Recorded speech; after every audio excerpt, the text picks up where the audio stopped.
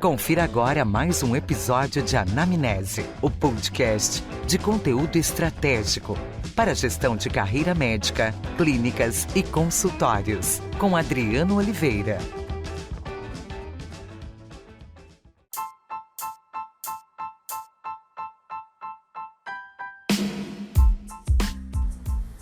Olá a todos, sejam muito bem-vindos ao Anamnese Podcast. Eu sou o Adriano Oliveira e o bate-papo dessa semana a gente falou sobre planejamento tributário, planejamento financeiro e o tema são os ralos financeiros, aonde o lucro da sua clínica, onde o lucro do seu negócio da área da saúde, do seu consultório, pode estar indo pelo ralo e você não está enxergando.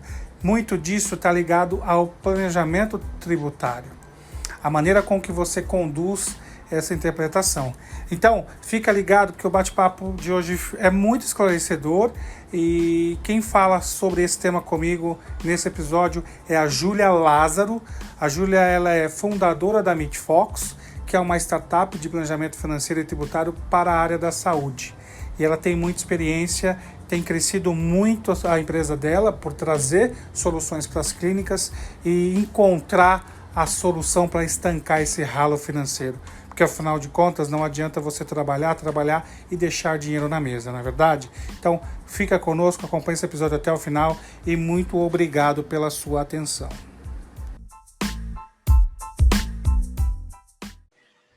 Júlia, queria te agradecer pelo tempo e a dedicação de fazer esse bate-papo comigo aqui. Eu sei que realmente é um ajuste de agenda bem complicado, mas eu quero te agradecer muito. A Júlia é uma referência aí na área de gestão de tributos e financeiros também na área médica, carreira médica, clínicas e consultórios. Está sendo acelerada pela incubadora do Einstein, né? Então é uma empresa que tem uma relevância de prestação de serviço na área da saúde bem importante. E, mais uma vez, muito obrigado, Júlia. E a ideia hoje é conversar um pouco, quando a gente tem o bate-papo com os médicos, a gente entende que é um bicho-papão o tributo, né? Seja toda a parte de inicial, de emitir uma nota, de recolher um imposto, tem um desafio muito grande. E eu queria te perguntar, do seu ponto de vista, Júlio, o que você enxerga como os maiores ralos financeiros, né? Aonde o dinheiro ou lucro pode estar indo embora de uma clínica, de um consultório, por uma falta de observação. Legal. Adriano, primeiramente, muito obrigado pelo convite e pela oportunidade de aprofundar o planejamento tributário, os ralos financeiros, toda essa parte que, como você me falou, né, que é um bicho de 7 cabeças, e a gente pode aproveitar o seu podcast para trazer conteúdos e para movimentar esse tipo de conhecimento, né? Então, primeiramente, muito obrigada, e vamos lá. Em relação à questão dos ralos financeiros, eu trabalho muito isso com as minhas redes sociais, eu trabalho muito isso com os médicos que eu atendo diretamente, porque eu gosto dessa palavra para deixar bem claro e bem ilustrativo que a área médica sim tem muitos ralos financeiros. E eu começo com 3 grandes blocos, do ponto de vista de soluções, de gestões, da parte de gestão financeira. Quais são os grandes blocos que, quando eu estou fazendo uma consultoria, eu identifico? O primeiro grande bloco é o faturamento, e eu vou entrar nas nuances dele. O segundo grande bloco é o planejamento tributário. E o terceiro grande bloco é a parte dos fornecedores especializados, os fornecedores que entendem da área médica, que entendem da área de saúde. Então, eu vou começar falando sobre esses 3 blocos para você, tá bom? Perfeito. Bom, o faturamento, quando eu falo que ele é um grande ralo, eu estou falando que ele tem uma relevância, uma vez que, quando você pega uma clínica médica, por exemplo, você faz um faturamento dos convênios e tem diversos gargalos no processo como um todo. Então, quando eu faço algumas consultorias na clínica, eu vejo, por exemplo, Adriano, uma clínica onde começa com a parte manual. Se a secretária não fez, ou a recepcionista, uma reconciliação de tudo que foi agendado versus tudo que está sendo submetido para o convênio, eis aí um primeiro ralo financeiro. Aí você vai falar assim, nossa, Júlia, isso acontece? Acontece. Então, a pessoa foi lá e agendou 10 tem 10 agendamentos de ecocardio, por exemplo. Foram feitos 10, se ela não solicitar o reembolso dos 10 para o convênio, vai ficar em aberto. E isso acontece com frequência. Eu já escutei de guias físicas paradas na gaveta de secretária. Eu já escutei guias físicas que deram fim e as pessoas não reconciliaram. Então, o primeiro gargalo de um faturamento é uma reconciliação de fato do que foi agendado versus o que aconteceu, tá? Depois disso, foi submetido, então vamos lá, eram 10 ecocardiogramas, foram submetidos 10 para o convênio X, PTO, foi enviado para lá. Se esse convênio deu um retorno e falou, olha, tem glosa, se a secretária não reconciliou, se ela mandou 10 e pagaram 8, 2 tem alguma coisa errada. É a carteirinha, é a validade, o que foi que aconteceu? Se ela não faz essa reconciliação, ela se perde. Aí você vai falar assim, não, Júlia, mas todo mês ela deveria fazer. O primeiro ponto é que isso acontece de convênio para convênio, uns pagam em 30, outros, grande parte, em 60, e alguns em 90. Então, ela tem que ter esses pontos amarrados, desde uma parte de, olha, eu vou reconciliar o que eu recebi, deixa eu entrar naquele convênio X, tudo isso atrelado também, Adriano, à tecnologia. Porque se ela não tiver bons relatórios, bons softwares, né? Eu já fiz algumas lives com proprietários de software de gestão de clínica que eu falo, se eu não tiver bons relatórios financeiros que sejam alimentados corretamente, eu não consigo nem saber meu índice de glosa. Até já te falo de antemão, o que é um nível que, sempre me pergunto, o que é um nível aceitável de percentual de glosa? Olha, você deveria ter uma glosa de 3 a 5% com recorrer. Aí você recorre à glosa e recebe, tá? Eu já cheguei em clínicas que eu vi glosa, você não vai acreditar no que eu vou te falar, de 50%. 50%. Olha, tá?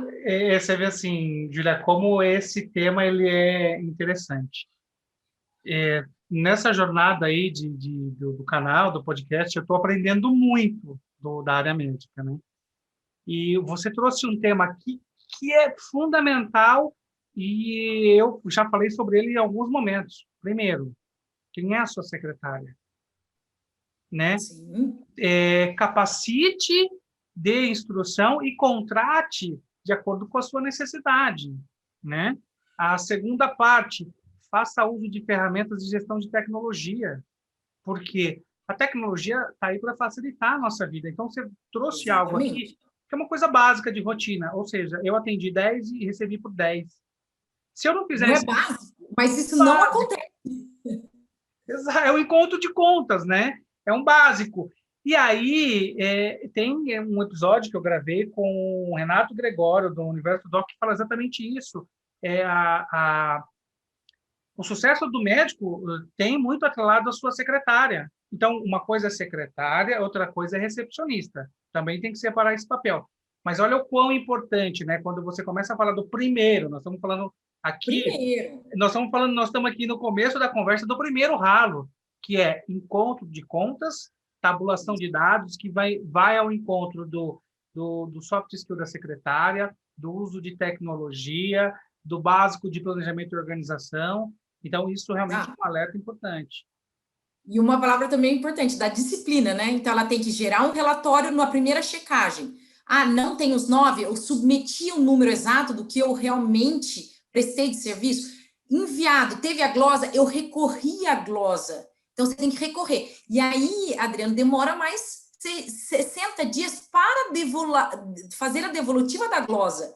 Você está entendendo quantas etapas que essa secretária tem que ter organizado, que tem que ter disciplina? Isso é um ralo, vocês não veem que no extremo que eu já vi, 50% de glosa, tá? O médico trabalha, atende o paciente, resolve o problema clínico, vamos dizer assim, mas muitas vezes esse atendimento não é remunerado. Exatamente. Imagine que você deixa 50% desse valor. Isso, para multinacional, é inaceitável. Isso, na vida do médico, ele não consegue perceber. entendeu? Perceber. E aí, ainda além disso, ainda tem outros pontos que são ralos dentro do faturamento. Eu vou te dar o último exemplo, e que é muito interessante. Cada convênio tem uma tabela de preço, e que várias vezes são atualizadas mensalmente. Então, o que eu estou te falando? Tem aquele convênio que faz, vamos dizer, um tratamento de exames para oftalmo. Então, ele tem diversos exames com diversos matmeds, materiais e produtos específicos daquilo. O que acontece, Adriano? Em um momento, aquela seringa que estava sendo reembolsada a R$1, agora foi aumentado para R$1,20. Se eu não atualizei essa tabela lá no meu sistema, ele continua cobrando tudo com tabelas antigas dele. E ele vai. Então, assim, aí eu para o meu cliente, mas você tem que fazer isso de uma forma otimizada. Você tem que fazer isso de uma forma onde não faça... mas se eu for fazer manualmente e digitar todos os materiais, de todos os convênios, de todos os meus procedimentos, eu vou ficar dias, meses fazendo. Então, o que eu faço? Eu faço anualmente. E aí, mais um ralo financeiro. Você tem que ter sistemas que consigam fazer isso, interface entre o convênio e o teu sistema. Você tem que cobrar também o seu software de gestão de clínica, para que ele tenha APIs, para que ele tenha interface com os convênios. Você tem que ter formas para que você ganhe tempo e evite, estanque o seu ralo financeiro, tá? Então, abordado aí o primeiro tema gigantesco de um ralo financeiro no faturamento. Não, é fantástico. E depois, claro que a gente vai deixar nas descrições aqui todo o endereço da MedFocus, o endereço de todo o conteúdo que o médico pode acessar, mas é o que você trouxe. Nós não estamos falando de complexidade, né, Júlia? Falando do software que o médico usa para fazer gestão, que ele cobre desse software essa autonomia, né? Até para a gente não complicar essa conversa, ou seja, não estou falando de nada da NASA, né? Você vem de uma gestão multinacional e você sabe a cobrança. O que a gente está trazendo aqui é a cobrança, mas para o que é aplicável. Exatamente. Então, nós temos softwares, nós temos ferramentas acessíveis. Eu queria que você falasse disso também. A questão do software de gestão de clínica, eu falo que grande parte já navega, a gente tem diversas opções. Mas você sim tem que integrar, tem que entender o que seu software disponibiliza, tem que usufruir dos módulos, trabalhar no módulo financeiro, estar interligado com procedimentos que têm que ser estabelecidos para a secretária, para a pessoa que está te dando essa parte administrativa e fazer a coisa acontecer evitando esse ralo financeiro. Eu acho que faturamento é o primeiro ponto. O segundo ponto é planejamento tributário e é o nosso carro-chefe aqui da MedFocus, que é uma empresa de soluções financeiras com ênfase em planejamento tributário. O planejamento tributário, sim, Adriana, ele é um grande ralo também. E ele acarreta ao longo de uma vida de um médico, eu gosto de fazer essa análise, que se eu pego um médico que navegou por 35 anos sem planejamento tributário, navegou com contabilidade generalistas que não são especializadas, eles entregam para o fisco em torno de 1,6 milhões de reais ao longo de 35 anos de carreira médica. Não. É chocante quando eu falo isso para o médico, e eles são rápidos para entender que isso é um enorme ralo financeiro. Além de ralo, Júlia, e aí eu queria que você falasse bastante disso, é um desafio e é um bicho-papão, né? Porque, assim, a gente já conversou a respeito disso. O médico passa, na média, 10 anos se aplicando a estudo assistencial. E quando ele sai, ele se depara com um mundo à parte do Brasil, falando da parte de tributação, que é muito complexo. E, realmente, esse, além de ser um bicho-papão, é o maior, como se fosse, é o segundo maior ralo de prejuízo financeiro, né? Que a gente já conversou sobre isso. Você, por ser uma empreendedora que também é casada com um médico, você viu isso na prática, né? Então, acho que esse é um tema que toca muito os médicos. É isso aí, eu até pontuando, a MedFocus nasce dessa demanda, dessa necessidade que eu via ao acompanhar meu marido, que é um médico, de que ele não tinha suporte, e eu via multinacional totalmente equipada em termos de pessoas, de recursos, de softwares para todos os lados, tentando otimizar ao máximo a questão do planejamento tributário, que é algo extremamente complexo no Brasil, e que, para a área médica, o que eu escutava do contador sempre era relacionado a vou pagar o máximo que eu posso para o fisco. Não quero correr risco. Esse é até um outro ponto que o Adriano pediu para a gente depois conversar sobre médico e a questão do fisco, de como entender a receita, por que desses medos. A gente vai abordar isso especificamente. Mas o perfil do médico, falando deste ralo financeiro de planejamento tributário, é: como eu não sei navegar, eu prefiro pagar a alíquota cheia. O máximo que eu puder, eu não quero ter problema com o fisco. E isso leva a um ralo financeiro gigantesco. Existem benefícios específicos da área médica, tanto da esfera municipal quanto da esfera federal, onde eles podem chegar a reduzir até metade do que ele está pagando de imposto, de repente num lucro presumido no trimestre. E tudo isso tem que ser feito com segurança, corretamente, ter um planejamento, ter uma comunicação correta para que o médico se sinta seguro e navegue no que é direito, do que é legal para ele. E olha, Júlia, como eu comentei com você, essa série de conversas vai me nutrindo de muita informação e a gente vai conectando as coisas.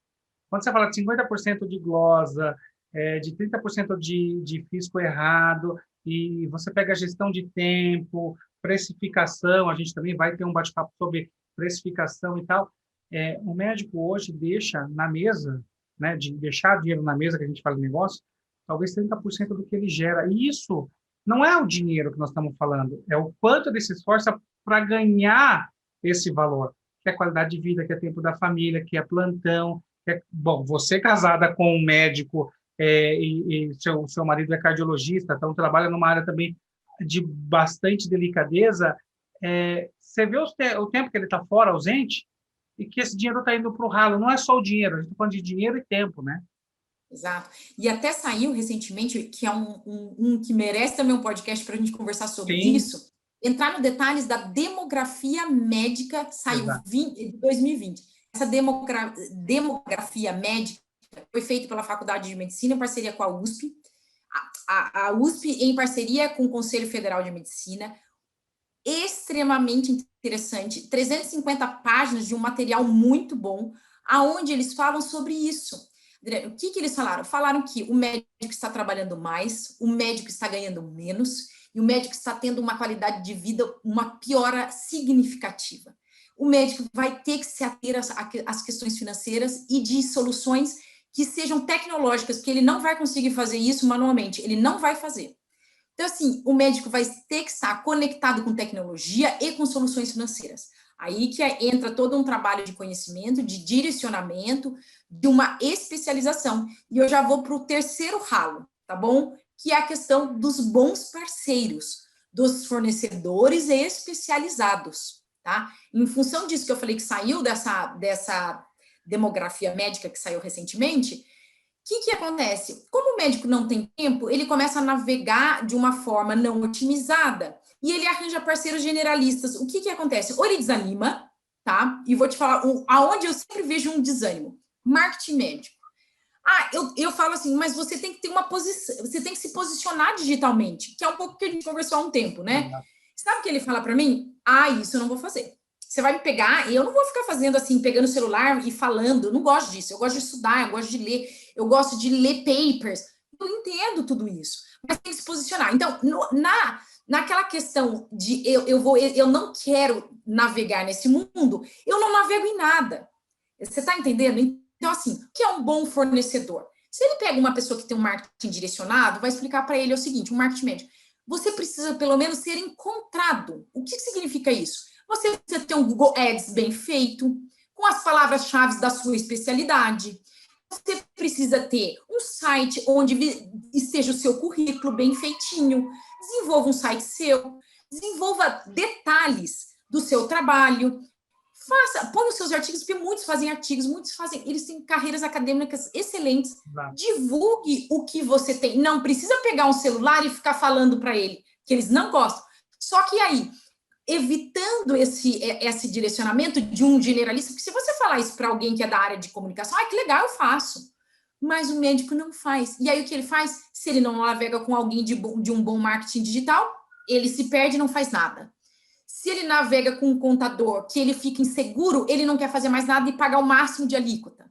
Se ele navega, por exemplo, com uma consultoria generalista, ele só vai perder tempo. Só vai perder tempo.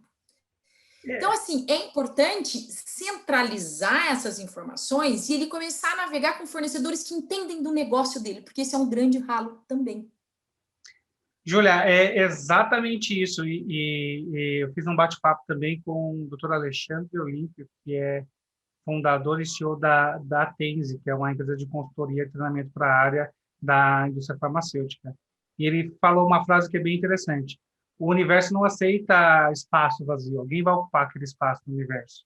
Se aquele médico que conhece muito, domina o assunto, não ocupa uma posição e que não é se autopromover, é uma autorresponsabilidade de entrega de conteúdo qualificado, como você comentou, alguém vai ocupar esse espaço, alguém vai entregar algum conteúdo que não seja tão rico ou tão verídico quanto esse médico que tem um conhecimento. Então, você trouxe um tema muito importante, que os médicos têm muito bloqueio e receio do ponto de vista de comunicação digital, enfim. Júlia, o nosso bate-papo é assim, é rico, eu tenho certeza que a gente passaria muitas horas falando. Você, na verdade, não é sócia, você é comprometida com o conteúdo que a gente vai divulgar aqui. Então, pelo menos uma vez por mês, nós vamos convidar a Júlia, e se a agenda casar, a Júlia vai estar aqui, porque tem muito tema. E o bate-papo que eu sempre tenho com os médicos, esse que é o tema, o maior desafio, é esse encontro de realidade com a aplicação do fisco correta, interpretação de pagamento de tributos correto, versus a aplicar a sua medicina no dia a dia e tudo que a gente falou. Você trouxe vários temas que, no final do dia, o indivíduo está trabalhando 30%, 40%, 50% do tempo e jogando esse dinheiro fora, que é tempo que ele está tendo pouca qualidade com a família e poderia ter mais qualidade, enfim. Tem um ralo de qualidade de vida, não só financeiro, né? Exatamente. Obrigado novamente. Estou à disposição para a gente trazer o máximo de possível de informações e de coisas esclarecedoras para os grupos médicos e da área de saúde. Júlia, meu muito obrigado. Para quem ficou conosco até aqui, agradeço a atenção de todos e até o próximo episódio.